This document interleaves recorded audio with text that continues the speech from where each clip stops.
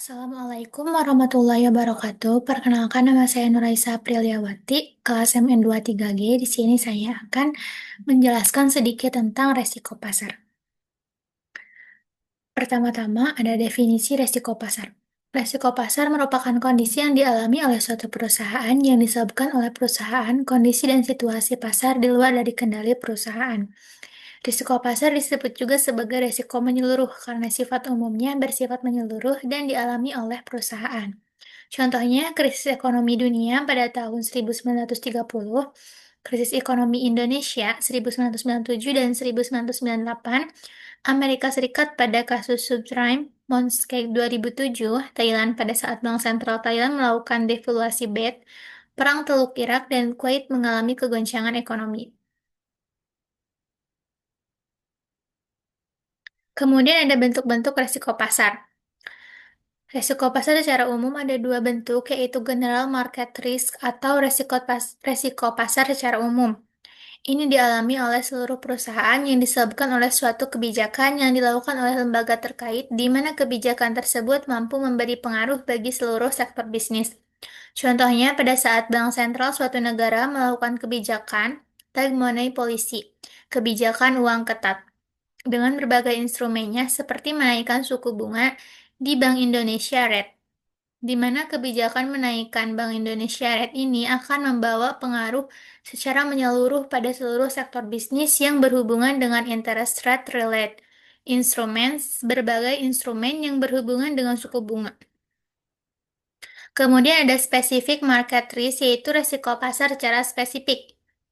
Merupakan suatu bentuk resiko yang hanya dialami secara khusus pada satu sektor atau sebagian bisnis saja tanpa bersifat menyeluruh. Contohnya, pengumuman yang dikeluarkan oleh suatu lembaga penilai, di mana lembaga penilai tersebut memiliki reputasi yang baik dan diakui oleh publik. Kemudian ada kategori yang masuk general market risk, yaitu beberapa sebab yang menimbulkan terjadinya general market risk adalah forex exchange risk. Dalam ilmu keuangan dikenal dua bentuk pasar, yaitu pasar modal, capital market, berada dalam pengawasan Menteri Keuangan melalui BAPEPAM, Badan Pengawas Pasar Modal dan Lembaga Keuangan. Kemudian pasar uang, money market, berada di bawah pengawasan Gubernur Bank Indonesia. Pada prinsipnya, kedua bentuk pasar ini saling memiliki keterkaitan satu sama lainnya. Kemudian ada pengertian pasar keuangan, financial market adalah tempat di mana di sana dilaksanakan berbagai aktivitas keuangan, baik dalam bentuk penjualan surat berharga yang dilakukan oleh pasar modal dan juga penjualan mata uang, currency, sebagai yang dilakukan seperti yang dilakukan di pasar uang. Capital market dan money market saling mempengaruhi dan dipengaruhi, karena itu menjadi kewajiban bagi pemerintah untuk selalu menjaga pasar ini berada dalam kondisi yang diharapkan. Foreign exchange rate, bagian dari money market, aktivitas perdagangan ini mengalami peningkatan yang signifikan di berbagai negara di dunia. Kemudian ada interest risk. Suku bunga adalah resiko yang dialami akibat dari perubahan suku bunga yang terjadi di pasaran yang mampu memberi pengaruh bagi pendapatan perusahaan. Kemudian ada commodity position risk. Resiko perubahan nilai komoditi adalah suatu situasi dan kondisi di mana terjadinya kerugian akibat perubahan harga barang komoditi di pasar yang disebabkan oleh faktor-faktor tertentu. Faktor-faktor yang mempengaruhi terjadinya gejolak harga di pasar. Pertama, faktor fundamental ekonomi.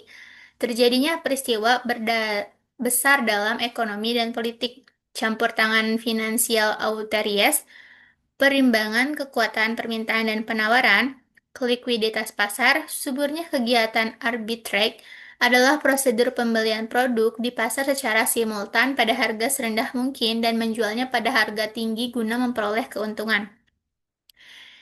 Equity position risk. Resiko perubahan kekayaan adalah suatu kondisi di mana kekayaan perusahaan, stock and share, mengalami perubahan dari biasanya sehingga perubahan tersebut memberi dampak pada keuntungan dan kerugian perusahaan. Politik risk, sesuatu sangat penting bagi suatu negara. Stabilitas politik menjanjikan terciptanya pembangunan yang berkelanjutan. Namun jika pemimpin dan pihak terkait di suatu negara tidak mampu menciptakan iklim kondusif dalam bidang politik, maka artinya seluruh pemimpin dan aparatur di negara tersebut tidak memiliki semangat kepemimpinan. Hanya itu yang dapat saya sampaikan. Terima kasih. Wassalamualaikum warahmatullahi wabarakatuh.